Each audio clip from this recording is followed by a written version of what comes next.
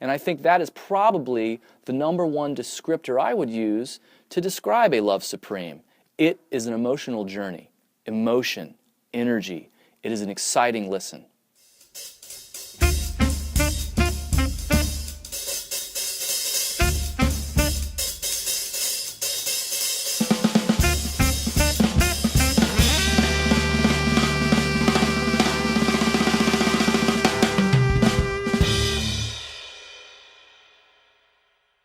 Hi, my name is Stockton Helbing, and I play the drums.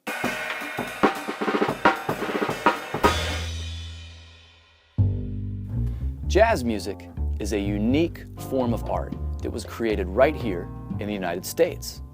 It is a music that was born through the atrocities of the slave trade in the 1700s and 1800s in the United States. When African slaves were taken from the coast of West Africa and brought to the United States to be sold into slavery, they brought with them a rich rhythmic culture. And that rich rhythmic culture eventually blended with European classical music ideals to help create this unique form of music called jazz. It was particularly after emancipation in the port of New Orleans, where freed slaves were able for the first time to really and truly explore their own culture. And that culture led to the creation of jazz music. Jazz music, which was created around one primary concept, the big I word, improvisation. Improvisation is the most intimidating aspect of jazz to many people because they think that improvisation means play whatever you feel like playing whenever you feel like it. And it is true that we all enjoy that amount of freedom in improvisation, but it does not mean we ought to play whatever we want whenever we want to, but rather we should be sympathetic and aware of our surroundings. When jazz musicians are sharing the stage, they need to be aware of what each other musician is playing and why that musician is doing it. They want to make sure that they're playing things that could be followed and adhered to by their fellow musicians. And they want to make sure that they've done their homework. They want to make sure that they've explored the rich past of jazz music and made themselves familiar with its tendencies and practices so that when they are on the bandstand, they are prepared to properly react and inspire their fellow musicians through their improvisation. Studying jazz is a great way to become familiar with the past of the United States musically because all other forms of music travel through it. Any popular form of music that you enjoy today has its roots in jazz music. Particularly the drum set, my chosen instrument, which was an instrument born to play jazz. It was a collection of drums and cymbals that drummers started cobbling together so they could play them all at once to accompany other musicians. So if you have any interest in playing the drum sets today, in the year we're living, it would be worth your time to explore the rich history of jazz and the jazz drum set. In 1964, John Coltrane was preparing to change jazz forever. John Coltrane had emerged from the depths and the strains of a horrible heroin addiction in the late 50s, which led to him being terminated by the biggest name in jazz, Miles Davis. He quit heroin cold turkey. He started playing with eccentric pianist Thelonious Monk, and he began putting his life together. And he began coming to the realization that he was here for a bigger purpose. And he rejoined Miles Davis's sextet to play on one of the best-selling jazz albums of all time, Kind of Blue, recorded in 1959. But he was very restless. He felt that he had bigger things to say. As a matter of fact, several months after recording the Kind of Blue session with Miles Davis, he recorded his marquee solo album, Giant Steps, which set the bar for intricacies of harmony and him improvising over them in a flourish of sound, connecting very difficult chord progressions together in a way that seemed quite easy when you listened to him. But as the years progressed, as his notoriety grew, he continued to feel that he was here to do something bigger. And shortly after his second child was born, he sequestered himself to an upstairs room at his home for 5 days, only coming down to get food and water. And he barely talked to his family. His wife, Alice, at the time, knew that something important was happening. And what he was doing was fleshing out, in its entirety, the next album that he would record. The first time ever that he would have lined out the entirety of an album before going into the recording studio. That album was something he felt was given to him by God, and he felt that he had a very important message of peace and love to spread through the recording. That album would be titled A Love Supreme, and he would go to record it in New Jersey at Van Gelder Studios with his famous classic quartet in 1964, featuring Jimmy Garrison on bass, McCoy Tyner on piano, and the great Elvin Jones on drums. When John Coltrane records A Love Supreme, we're right in the middle of the 60s. We're right in the middle of the hippie era. We're right in the middle of the era of peace and love culturally. But at the same time, we're coming right up against the ends of the civil rights movement and of African Americans wanting to enjoy the same freedoms and respects that Caucasian Americans were enjoying in the United States. And John Coltrane was very aware of these things. He was very aware of a country divided, a country that was unhappy, and he wanted to help bring people towards happiness. And he felt he could do that through his music. And through his music, he wanted to do so by pointing his music towards God. He wanted to offer an album as a sacrifice towards the Almighty. And it wasn't just one type of religion that Coltrane pursued, although he did grow up with not one, but two grandfathers who were Baptist ministers. He grew up in the church, as did every single member of his quartet. But Coltrane was very well known for exploring a lot of religions. He was very interested in Eastern religions, and you definitely hear those influences on this album. In the mid-60s, we had two groups that were greatly influencing what was possible communication-wise when improvising as a group. It was John Coltrane's classic quartet and Miles Davis's second great quintet, featuring Wayne Shorter on tenor saxophone, Ron Carter on bass, Herbie Hancock on piano, and Tony Williams on drums.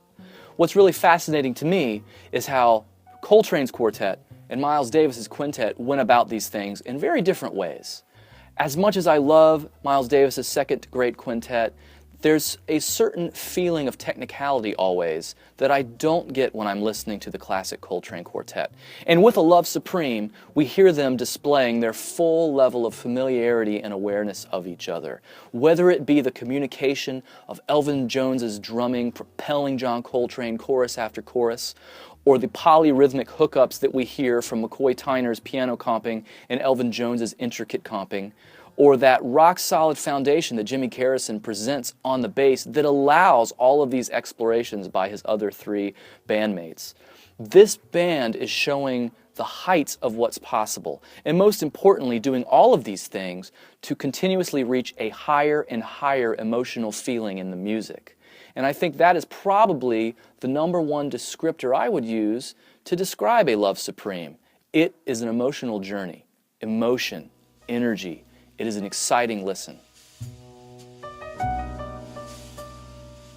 There's something very mystical and magical about this album in particular. I mean, it's definitely one of the greatest selling jazz albums ever. It's an interesting album because people of all different walks of life enjoy it. I've read interviews with people as different as Santana or Bono from U2, expressing how much this album impacted their lives and affected them.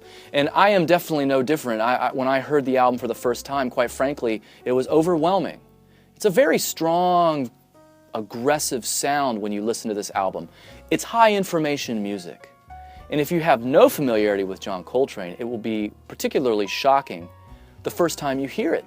But that doesn't mean it's not worthy of study. And as I became more and more familiar with it, I began to reach a deeper understanding of the power of the music. Simply from a drumming standpoint, Elvin Jones is magnificent. And on this recording, we hear all kinds of different sides of what Elvin Jones was capable of doing. Whether it be the beautiful rubato, hymn-like sounds he would get rolling on the floor tom, or in Love Supreme, he even plays timpani on the last track a little bit, or it be that wonderful medium swing, heavy triplet subdivision comping that we hear him do on the second movement of the recording, to that up-tempo, aggressive sound that he gets on the third track, Pursuance. You really get to hear all these different shades of him playing. You get to hear him interacting with McCoy Tyner in a genius way, carrying these fairly simple polyrhythmic ideas longer and longer so the tension builds and builds, and he's a master of tension and release and holding it in until you feel like it's going to fall apart, and then reaching resolution. And that is what started really mesmerizing me about it. And being a drummer, obviously I would be drawn to the drummer. Well, as I listen more to the album, it's Coltrane who sucks me in. It's his power, it's his intensity, and intensity doesn't mean volume or density or speed of notes. Sometimes when he's playing his simpler ideas, I find them the most mesmerizing. It's amazing to me that he accomplishes such powerful music in fairly simple song structures. There's nothing too complicated about any of these tunes. They have beautiful melodies. We hear him improvising over the melodies, not too far removed from the way we hear earliest New Orleans musicians improvising, taking a melody, embellishing it, recycling it, ornamenting it. It's just really amazing stuff when you start breaking down the simple tools that John Coltrane and his group are using to have a massive impact on the listener. So why should we listen to this fairly aggressive and experimental album recorded in 1964? What does it have to do with what we're playing today? Well, I can tell you a couple things that really come to my mind when I think about that. Drumistically, Elvin Jones holds the key to what a lot of modern drummers are still doing today. If you like John Bonham, if you like Steve Gadd, you must listen to Elvin Jones, and you're going to notice some amazing things. You're going to hear so much of their iconic language originating with Elvin Jones. In particular, his solo language of splitting up the hands and the bass drum. If you like hearing any Bonham triplets split between the hands and bass drum, or Steve Gadd's famous licks around triplets, playing them around all of his toms, these originate with Elvin Jones. And on A Love Supreme, you hear him in several instances going to that, playing extended drum solos, and showing that the drum set by itself can maintain musical integrity and energy, which is amazing to think about, that this group could build to such a pinnacle of energy and then everyone drop out, and by himself, Elvin Jones could not only maintain that energy level, but propel it forward to other heights.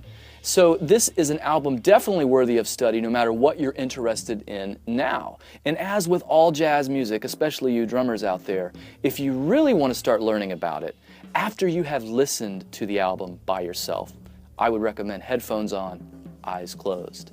Sit down at your drums and try to play along. And I have news for you. It's not going to go well the first time, or maybe the second time, or the third time you try. But the more you try to play along with these wonderful musicians, the more you build a level of familiarity with what they're doing, the greater you will experience that time playing with the album, and the more it will rub off on you. Because greatness is contagious. The more you play with these great musicians, the more their great tendencies will start landing in your mind, your creative mind, and on your creative heart, and start coming out of you when you improvise and play with others. If you have enjoyed hearing about this album today, and you want to learn more about it, I have one great piece of advice for you. You should listen to it. The greatest way to learn more about an album is to listen to that album. And notice that I use the word album. To study jazz music thoroughly and correctly, you want to study it by album. These albums were made to be one complete piece of art. So get the recording of the original album, sit down, close your eyes, and have a wonderful educational experience. And after you've listened to it a couple times, get your instrument out, sit down, and try to play along with it. And do that until you like what you hear. And I guarantee you, you will continue to have fun and joy playing jazz music.